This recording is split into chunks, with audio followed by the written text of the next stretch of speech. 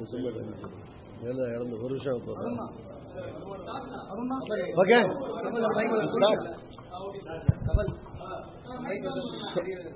Sir, கேளுங்க, நீங்களே கேளுங்க. என்ன ஒண்ணு இல்ல, இப்ப ஜெயா டிவி டெலிகாஸ்ட் ஆயிட்டு இருக்கா இல்லையா? இல்ல, நிறுத்திட்டாங்கன்னு சொன்னாங்கல்ல, போயிட்டு இருக்கா? இல்ல, பங்கன் ஆகுதா இல்லையா? பங்கன் நிறுத்திட்டாங்களா? சோதனை தொடர்பா எந்த ஒரு செய்தியும் அதுல ஒளிபரப்ப கூடாது, விவாதிக்க கூடாது போன்ற கட்டுப்பாடுகள்லாம் ஜெயா டிவிக்கு விதிக்கப்பட்டிருக்கு. ஊடகத்துறைக்கு விதிக்கப்பட்டுள்ள வருமான வரி சோதனை குறித்து பேசினாலும் அதை ஜெயா டிவி ஒளிபரப்பு அப்படிங்கிறது ஜெயா டிவியுடைய அதிகாரிகள் உத்தரவு. இல்ல, மற்ற டிவி எல்லாம் போடலாமா? முதல்ல பத்திரிகை சுதந்திரம், ஊடக சுதந்திரங்கள் மீது தாக்குதலோ தடையோ நடத்துவதற்கு என்னுடைய கண்டனத்தை தெரிவித்துக் கொள்கிறேன். எல்லா நிறுவனங்களுமே, பத்திரிகையா இருக்கட்டும், தொலைக்காட்சியா இருக்கட்டும், அதுக்கு யாராவது ஒரு உரிமையாளர் இருப்பாரு, யாராவது ஒரு கம்பெனி இருக்கும், நிறுவனம் இருக்கும், தனியார் இருப்பாரு, ஒரு அல்லது கட்சி பின்னால இருக்கும். ஏதோ ஒரு அமைப்புல தான் நடக்கும். பட் அது சம்பந்தமான பிரச்சனைகள் வர்ற போது அதுக்காக அந்த பத்திரிகையை தடை செய்வதோ அல்லது அந்த தொலைக்காட்சி ஊடகத்தை தடை செய்வதோ அது ஜனநாயகத்திற்கு, பத்திரிகை சுதந்திரத்திற்கு, ஊடக சுதந்திரத்திற்கு, கருத்து சுதந்திரத்துக்கு தடை வைப்பதாகும். அது பாட்டு நடக்கிறபடி நடக்கலாம். இது ஒரு பக்கம், அது பாட்டுக்கு எல்லா தொலைக்காட்சியும் எல்லா பத்திரிகைகளும் எப்படி செய்தி போடுதோ அது மாதிரி யாருக்கு நடந்தாலும் சரி. ஏற்கனவே இன்னொரு சில தொலைக்காட்சிகள் கூட முன்னால் நடந்திருக்கு, நான் பேர் சொல்ல வேண்டியதில்லை. இது மாதிரி யாருக்கு வேணாலும் நடக்கலாம். இப்படி நடக்கிற போது உடனே அந்த பத்திரிகையோ ஊடகத்தையோ தொலைக்காட்சியோ செய்தி அமைப்புகளையோ அப்படியே முடக்கி போடுவது என்பது கருத்து சுதந்திரத்துக்கு எதிரான தாக்குதல் என்கிற விதத்திலே அதற்கு முதல்ல என்னுடைய கண்டனத்தை தெரிவித்துக் கொள்கிறேன். இரண்டாவது, செல்வி ஜெயலலிதா அவர்கள் முதலமைச்சராக இருந்து அவர் மறைந்து ஏறக்குறைய இப்போது ஓராண்டு ஆகிறது. டிசம்பர் 5ஆம் தேதி வந்தா ஓராண்டு முடிய போகிறது.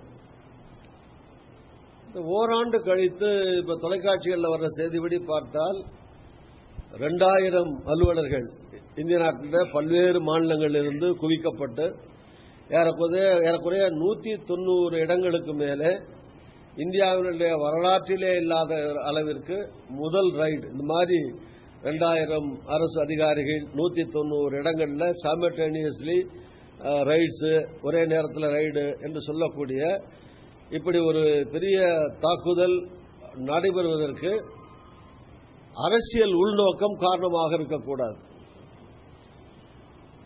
ஜெயலலிதா அவர்கள் மறைந்து ஏறக்குறைய இன்றல்ல நேற்றல்ல ஓராண்டு ஆகிறது. இந்த ஓராண்டிலே இந்த புலனாய்வு துறைகள், இன்கம் டாக்ஸ், மத்திய அரசு எல்லாம் என்ன செய்து கொண்டிருந்தார்கள்? தூங்கிக் கொண்டிருந்தார்களா? இப்ப இருக்கிற இந்த ரைட இவங்க எல்லாம் சேர்ந்து ஒன்னா இருக்கிற போது ஜெயலலிதா அவர்கள் மறைந்த உடனேயே செய்திருந்தால் இன்னும் 190க்கு பதிலாக 290 இடத்துல பண்ணிருக்கலாம். இன்னும் பல இடங்களிலே இருந்து பல்வேறு விஷயங்களை கைப்பற்றக்கூடிய வாய்ப்புகள் உடனே கிடைச்சிருக்கலாமே. ஒரு 10 நாள்ல, ஒரு மாசத்திலே பண்ணிருக்கலாமே. இப்போ அதிமுக என்கிற கட்சி 2 கூறாக 3 கூறாக உடைந்து நிற்கிறது. உடைந்து இருக்க பின்னாலே சில அணி அதுல பிஜேபிக்கு ஆதரவாக இருக்கிறது.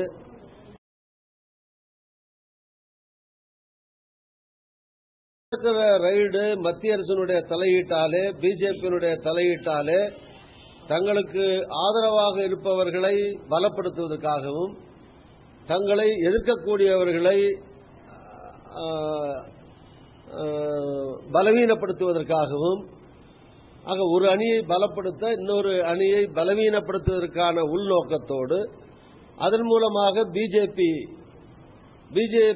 அதிமுகவில் ஒரு அணியை பலப்படுத்தி அதன் மூலம் பலரடைய அடைவதற்காக இந்த ரைடு இருக்கக்கூடாது. இப்படி அரசியல் பழிவாங்கும் நோக்கத்தோடோ, அரசியல் உள்நோக்கத்தோடோ, அரசியல் பின்னணியின் அடிப்படையிலேயோ இந்த ரைடு அமைவதை தமிழ்நாடு காங்கிரஸ் சார்பிலே நான் வன்மையாக கண்டிக்கிறேன். இன்கம் டாக்ஸ் டிபார்ட்மெண்ட் அவங்களுக்கு இதெல்லாம் செய்யறதுக்கு அதிகாரம் இருக்கு.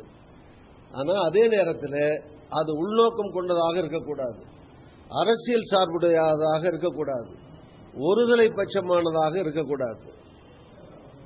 இப்ப ஜெயலலிதா இருந்த போது இருந்த அமைச்சர்கள் பலருடைய வீட்டில் இதுக்கு முன்னாலே ரெய்டு நடந்தது, அதிகாரிகள் வீட்டில் ரெய்டு நடந்தது. முதலமைச்சராக இருக்கிற எடப்பாடி பழனிசாமியுடைய உறவினர்கள் நண்பர்கள் வீட்டில் ரெய்டு நடந்தது. துணை முதலமைச்சர் முன்னாள் முதலமைச்சராக இருக்கிற OPS நண்பர்கள் உறவினர்கள் வீட்டில் ரெய்டு நடந்தது. சுகாதாரத்துறை அமைச்சர் விஜயபாஸ்கருடைய நண்பர்கள் வீட்டில் உறவினர்கள் வீட்டில் ரெய்டு நடந்தது. இது மாதிரி இன்னும் முன்னாள் அமைச்சர்கள், அவருடைய உறவினர்கள், முன்னாள் தலைமைச் செயலாளர், ஜெயலலிதாவுக்கு நெருக்கமான இருந்த பல பேர், இப்படி பலருடைய வீடுகளில் ரெய்டு நடந்தது. பணம் எடுக்கப்பட்டது. 33 கோடி ரூபாய் சேகர் ரெட்டி வீட்டில் 2000 ரூபாய் கட்டாவே எடுக்கப்பட்டது.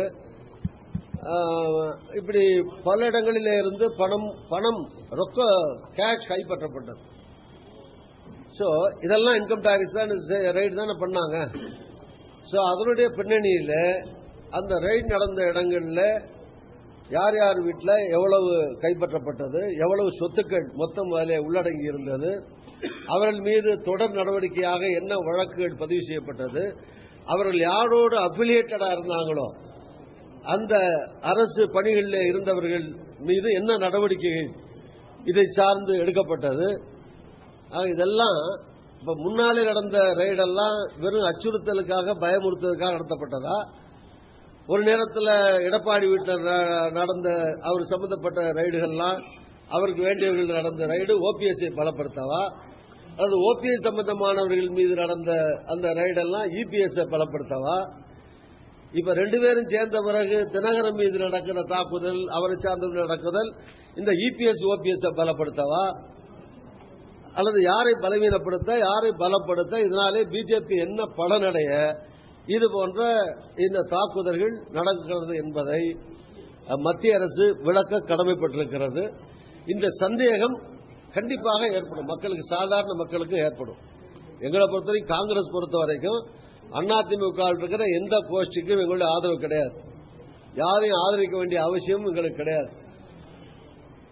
அதே நேரத்தில் நடக்கிற நிகழ்வுகள் மீது மக்களுக்கு ஏற்படுகிற சந்தேகத்தை போக்க வேண்டிய அவசியம் மத்திய அரசுக்கு, பிஜேபி அரசுக்கு இருக்கிறது. இதில் உள்நோக்கம் இருக்கிறதோ என்கிற சந்தேகம், அரசியல் பின்னணி இருக்கிறதா என்கிற சந்தேகம், அதனுடைய அடிப்படையிலே அதிமுகவிலே யாருக்கோ உதவி செய்வதற்காக அப்படி செய்துவிட்டு ஒரு கோஷ்டியை அழித்துவிட்டு இன்னொரு கோஷ்டியை பலப்படுத்தி சின்னத்தை அவர்களுக்கு தந்து அவரோடு எதிர்காலத்திலே தேர்தல்களிலே கூட்டணி, நாடாளுமன்றத்திலே கூட்டணி அமைத்துக் கொண்டு அதன் மூலமாக தமிழ்நாட்டிலே சில இடங்களை பெற்று அதன் மூலம் கால் பதிக்க முடியுமா என்று பிஜேபி ஆடுகிற நாடகமாக இது மக்களுக்கு அந்த எண்ணம் வராத விதத்தில் விளக்கங்களை தர வேண்டியது மத்திய அரசினுடைய கடமையாகும், பொறுப்பாகும்.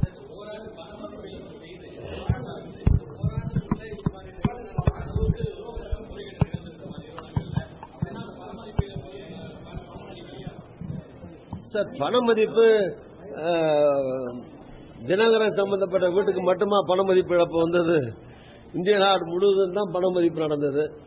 இந்திய நாடு முழுவதும் எத்தனை இடத்துல இப்ப ரைட் போயிட்டு இருக்கு சார்? சம்பந்தப்பட்ட இந்த ரைட் பொறுத்த வரைக்கும் இது அதிமுக ஜெயலலிதா மறைவுக்கு பின்னாலே அதிமுக இருக்கிற இந்த கட்சியை கபாலீகரம் செய்வதற்காக பிஜேபி பல்வேறு தில்லுமுல்லுகளிலே தொடர்ந்து ஈடுபட்டு வருகிறது.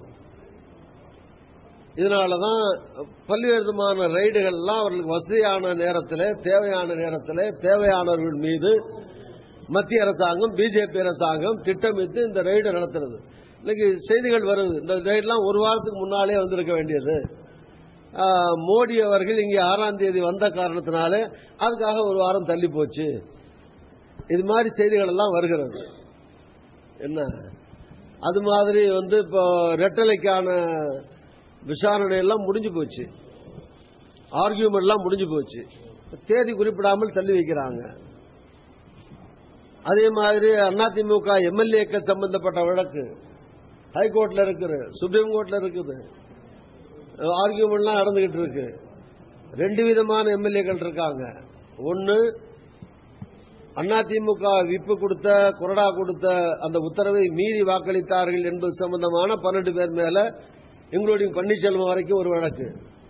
இன்னொன்று சபாநாயகர் ஆளுநரை சந்தித்து மனு கொடுத்தார்கள் என்கிற காரணத்தினாலே, அரசாங்கத்துக்கு விரோதமான கருத்து சொன்னார்கள் காரணத்தினாலே அதுல ஒரு 18 பேரை நீக்கியிருக்கிற சபாநாயகர் நீக்கியிருக்கிற அந்த வழக்கு.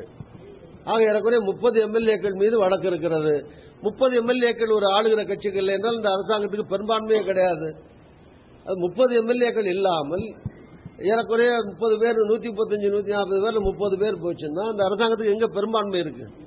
ஆக பெரும்பான்மை இல்லாத ஒரு அரசாங்கம் எப்படி செயல்படலாம்? ஆக இந்த எம்எல்ஏக்களுடைய தலையெழுத்து என்னங்கிறது நிர்ணயிக்கப்பட வேண்டாமா? இதுவும் கோர்ட்ல காலம் தாழ்த்தி போய்கொண்டே இருக்கிறது. அதுக்கான காலம் தாழ்த்துவதற்கு காரணமாக இந்த அணிகளை சார்ந்தவர்களே மாற்றி மாற்றி கால அவகாசத்தை நீட்டித்துக் கொண்டு வக்கீல்களை வைத்துக் கொண்டு அட்ஜாயின்மெண்ட் வாங்கிக் கொண்டு போய்கொண்டே இருக்கிறார்கள். ஆக இப்படி ஒரு குழப்பமான சூழ்நிலை. ஜெயலலிதா மறைவாலே அதிமுக ஒரு கணிசமான வாக்கு வங்கியை கொண்டிருக்கிற ஒரு பெரிய கட்சியாக தமிழ்நாட்டில் இருக்கிற முக்கிய கட்சிகளில் ஒன்றாக, நல்ல வாக்கு வங்கியோடு இருக்கிற கட்சி ஒன்றாக இருக்கிறது.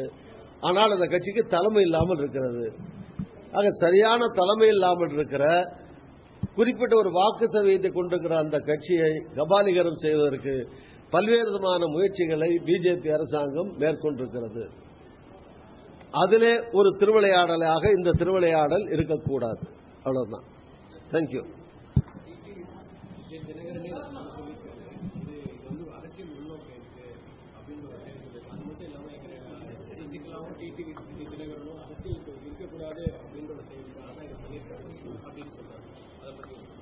அது அவருடைய கருத்தை அவர் சொல்லிருக்காரு. அவருடைய கருத்தை சொல்றதுக்கு அவருக்கு முழு உரிமை இருக்கு இல்லையா? அவர் என்ன நினைக்கிறாரோ அவர் கருத்தை அவர் சொல்றதுக்கு அவருக்கு உரிமை இருக்கு. அவருடைய கருத்தை, அவருடைய ஆதங்கத்தை அவர் சொல்லியிருக்கிறார். நான் சொல்ல வேண்டிய கருத்தை நான் ஏற்கனவே சொல்லிட்டேன். நேரடியாக வருமான வரித்துறையை மோடி அவர்கள் பயன்படுத்தி செயல்படுகிறார் அப்படின்னு சொல்லுங்க. இவ்வளவு நேரம் அதான் சொல்லிட்டு இருக்கேன். நேரடியாக தான் சொல்லிட்டு இருக்கேன். நேரடியாக தான் சொல்லிட்டே இருக்கேன்.